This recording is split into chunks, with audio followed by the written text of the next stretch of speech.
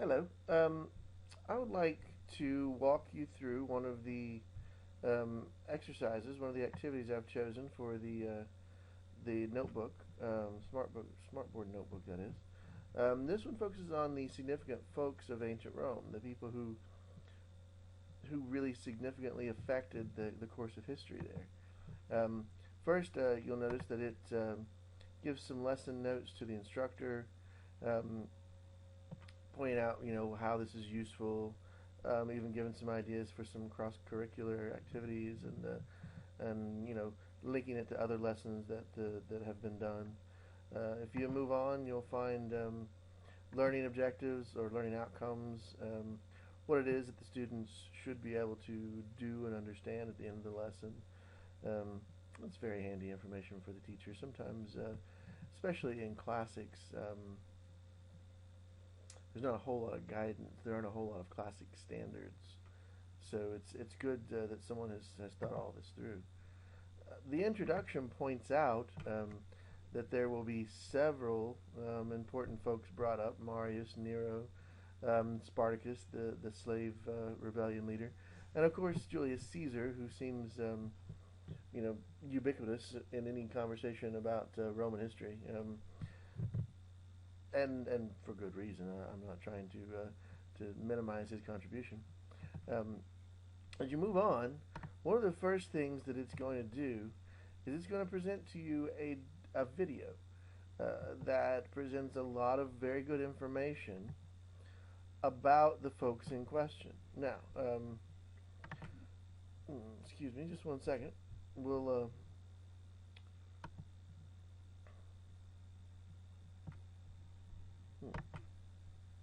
I guess we won't.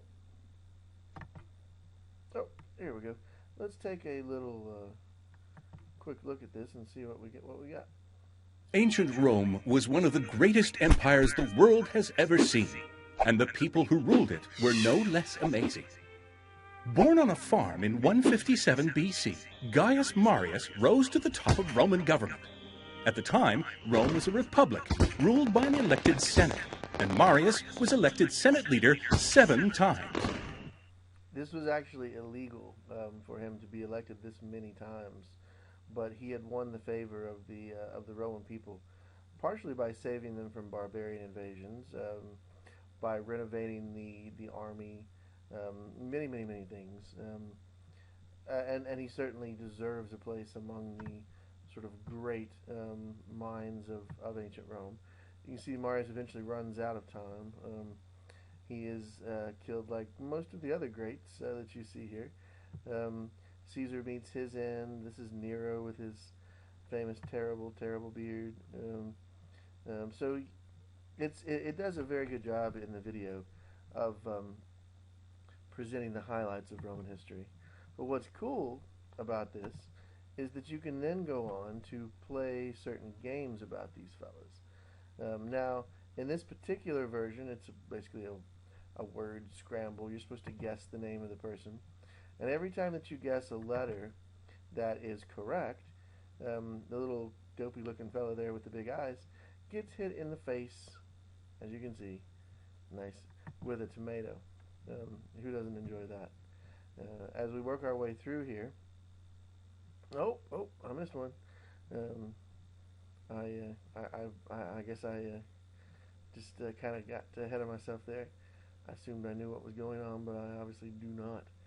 Um, but this is, an excellent little fun game to play. Um, and it suggests some questions about how the students can take um, this as a starting point to all sorts of new ideas.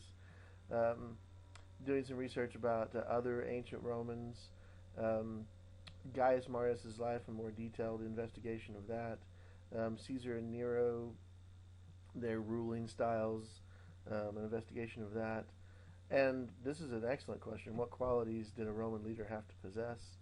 Um, it's funny because it's a difficult question to answer because so many of them were so very different. But the successful ones, they did tend to share some qualities. Um, and then as you move on, it asks some questions about some of the great characters.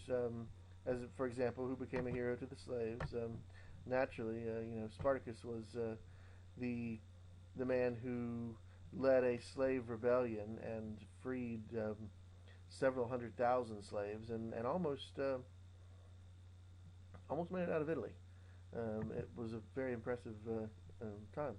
Now, this question about who played the fiddle while Rome burned is more myth than anything. Of course, they're going to say Nero, and that is the legend.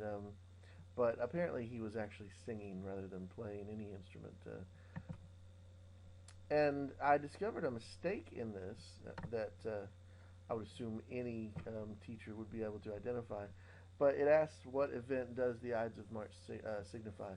And I feel like everyone knows that the Ides of March, that's the end of Caesar's life. That's where Julius Caesar is killed by the conspirators within the Senate. The answers, all three of the answers, are wrong when you guess them. They all appear as wrong, but one of them is the death of Caesar, and that, of course, is correct. And then it asks some very interesting questions about, for example, would you rather have been Caesar or Spartacus, and why? That's an excellent question. They both managed unbelievable things, and both were beloved by, thousands or perhaps even millions of people. Very, very interesting question. The notion of rule, whether it's better to be ruled by a senate or an emperor, also a very good question. Gets a lot of people thinking about the ideas of democracy, or at least representation in government, and the idea of power and or absolute power, and how that would corrupt one. And then it has this little scrapbook page at the end that shows all the sort of graphics they use. But this, to me, I just felt that this was an entertaining presentation that most 6th graders and 7th and 8th graders, which is what I teach, would relate to and benefit from. I think it's an excellent little exercise. Obviously, it has some problems. It's not quite perfect, but when you are a classicist and a classics teacher, you know that you have limitations, and you work with what you can find. So, thank you.